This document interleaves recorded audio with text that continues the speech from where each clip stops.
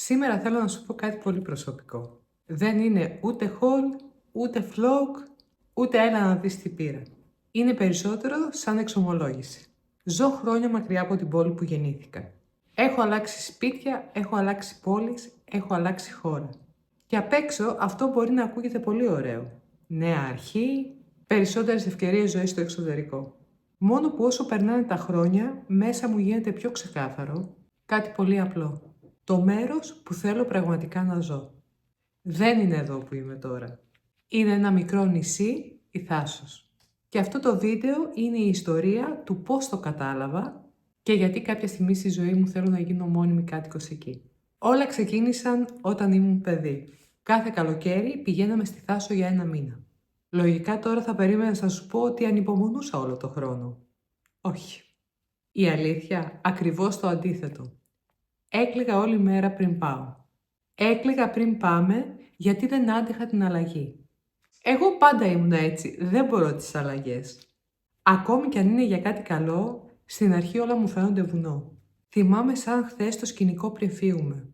Βαλίτσες στο σαλόνι, μαμά μπαμπάς να ετοιμάζουν πράγματα να τρέχουν και εγώ κάπου εκεί με ένα κόμπο στο στομάχι να σκέφτομαι. Τώρα θα αλλάξουν όλα. Θα φύγω από το δωμάτιό μου, θα φύγω από τις συνήθειές μου, θα φύγω από τους φίλους μου και από τη γειτονιά. Μετά το ταξίδι. Στην αρχή δεν είχαμε αυτοκίνητο, λεωφορεία, καράβια και όλα τα σχετικά. Μετά που αγοράσαμε αυτοκίνητο, πηγαίναμε από Κεραμωτή με το καράβι μισή ώρα μόνο. Εγώ πάρα πολύ στεναχωρημένη, έτοιμη να κλάψω σε όλο το δρόμο και οι γονείς μου λέγανε «Έλα, θα σου αρέσει πάλι, θα δεις, θα είναι ωραία». Και είχαν δίκιο, γιατί τι γινόταν πάντα? Περνούσε περίπου η πρώτη εβδομάδα στο νησί, πρώτα μπάνια, αλμύρα στα μαλλιά, εκείνο το πρώτο κάψιμο από τον ήλιο, βόλτα στα βράδια, ο ήχος από τα τζιτζίκια που στην αρχή σε ενοχλεί, αλλά μετά τον ψάχνεις και κάπου εκεί άρχισα να χαλαρώνω. Το σώμα μου έπεφτε σε πιο αργό ρυθμό και το μυαλό μου σταματούσε να σκέφτεται συνέχεια πρέπει. Γιατί όσο μικρός κι αν είσαι, ζεις στο μικρό κοσμό σου και έχεις τα δικά σου προβλήματα. Για ένα παιδί είναι οι φίλοι του, το σχολείο και ούτω καθεξής. Και από το δεν θέλω να πάω στη Θάσο, φτάναμε στο δεν θέλω να φύγω από τη Θάσο. Θυμάμαι την επιστροφή, να είμαστε στο καράβι, να βλέπω το νησί να μικραίνει και να νιώθω ότι αφήνω κάτι πίσω μου που μου ταιριάζει πιο πολύ από την πόλη που θα πάω. Θυμάμαι τον εαυτό μου να φτάνουμε στην πόλη, ζέστη, κίνηση, πολυκατοικίες, χωρίς θάλασσα φυσικά, και εγώ μέσα μου να λέω γυρνάω στο σπίτι μου, αλλά δεν νιώθω ακριβώς σπίτι. Έτσι ήταν σχεδόν κάθε χρόνο. Κλαίγοντας πήγαινα στη Θάσο, κλαίγοντας έφευγα από τη Θάσο. Τότε δεν καταλάβαινα γιατί. Τώρα πια νομίζω ότι το παιδί μέσα μου ήξερε κάτι που εγώ η μεγάλη χρειάστηκα δεκαετίες για να το παραδεχτώ. Μετά μεγάλωσα. Και μαζί με μένα μεγάλωσαν και οι μετακινήσεις. Κομοτηνή, μετά Θεσσαλονίκη, μετά Λιβαδιά, μετά Αθήνα, μετά Ελβετία. Κάθε φορά που άλλαζα πόλη υπήρχε πάντα η ίδια αφήγηση. Είναι για καλό, είναι ευκαιρία, μπροστά πας. Και σε ένα επίπεδο όλα αυτά ήταν αλήθεια. Αλλά υπήρχε και μια άλλη αλήθεια. Κάθε μετακόμιση είναι μια μικρή φθορά στην ψυχή. Πρέπει να τα ξαναχτίσεις όλα από την αρχή. Νέοι δρόμοι, νέοι άνθρωποι, νέα ρουτίνα, νέα όλα. Και εγώ που από παιδί δεν άντεχα τις αλλαγές, βρέθηκα σε μια ζωή γεμάτη αλλαγές. Σε κάθε πόλη υπήρχε μια φάση μέλη στην αρχή.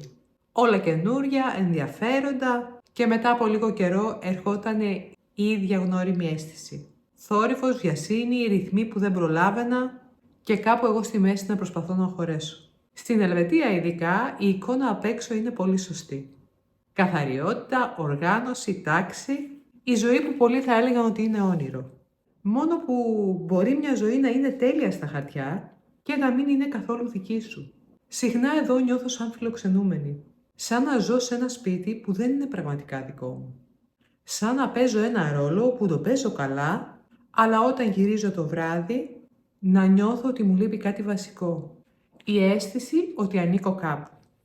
Κάποια στιγμή, ανάμεσα σε όλες αυτές τις πόλεις και τις λογικές αποφάσεις που έπαιρνα τότε, άρχισα να κάνω στον εαυτό μου μια απλή ερώτηση. Σε ποιο μέρος της ζωής σου ένιωθες πραγματικά ήρεμη? Όχι 2 μέρες σε ένα ξενοδοχείο, Πραγματικά βαθιά ήρεμη. Και όσο και αν προσπαθούσα να σκεφτώ διάφορα, η απάντηση πάντα ερχόταν από μόνη της. Θάσος. Όχι γιατί είναι τέλεια, όχι γιατί είναι το Ινσταγραμμικό νησί, αλλά γιατί εκεί ο ρυθμός της ημέρας ταιριάζει με το ρυθμό της ψυχής μου. Εκεί δεν νιώθω ότι πρέπει να τρέχω για να είμαι αρκετή. Δεν χρειάζεται να παίζω τη Superwoman, έχει θάλασσα, έχει ηρεμία, έχει ανθρώπινο ρυθμό. Και άρχισα να παρατηρώ κάτι. Κάθε φορά που έκλεινα τα μάτια και αναρωτιόμουν πού θα ήθελες να ξυπνάς, δεν έβλεπα ούτε Αθήνα, ούτε Θεσσαλονίκη, ούτε Ελβετία. Έβλεπα ένα απλό σπίτι στη Θάσο, με ένα παράθυρο που να μπαίνει το φως του ήλιου και αν θα μπορούσα να βλέπω και λίγο τη θάλασσα θα ήταν πάρα πολύ ωραία. Και τότε μέσα μου άρχισε να σχηματίζεται μία φράση που με φόβιζε μέχρι πριν λίγο. Το μέρος που θέλω να ζήσω μόνιμα είναι η Θάσος. Δεν θα σου πω ψέματα. Η ιδέα να τα αφήσω όλα και να πάω να ζήσω σε ένα νησί πραγματικά με τρομάζει. Με τρομάζει τι θα γίνει με τη δουλειά, με τρομάζει η ασφάλεια, με τρομάζει ο χειμώνας στο νησί, το ότι αν πάθεις κάτι δεν έχεις πρόσβαση οδικός να πας στο πρώτο νοσοκομείο, αλλά πρέπει να περιμένεις το πρωινό καράβι, εκτός αν είναι κάτι πολύ έκτακτο ας πούμε. Φοβάμαι αν θα τα καταφέρω, αν θα νιώσω μόνη, αν θα πω στον εαυτό μου τι πήγες και έκανες. Αλλά υπάρχει και ένας άλλος φόβος, που είναι πιο δυνατός από όλους τους προηγούμενους φόβους που σου είπα. Ο φόβος να μείνω σε μια ζωή για πάντα που δεν με εκφράζει.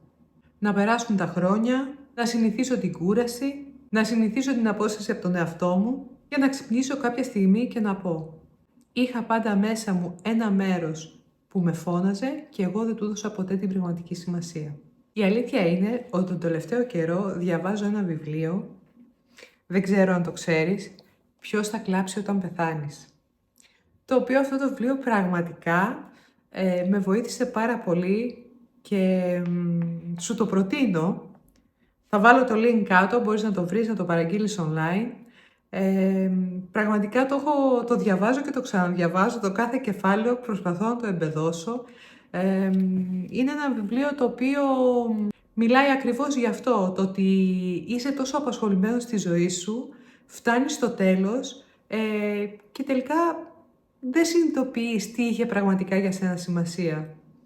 Οπότε, αν είσαι του διαβάσματος, αν δεν το έχεις διαβάσει, σου προτείνω να το πάρεις, θα ανοίξουν άλλοι ορίζοντες μπροστά σου. Βέβαια, όσο και να διαβάζω, η αλήθεια είναι ότι δεν έχω όλα τα πρακτικά λυμμένα. Δεν ξέρω πότε ακριβώς θα γίνει αυτό και πώς.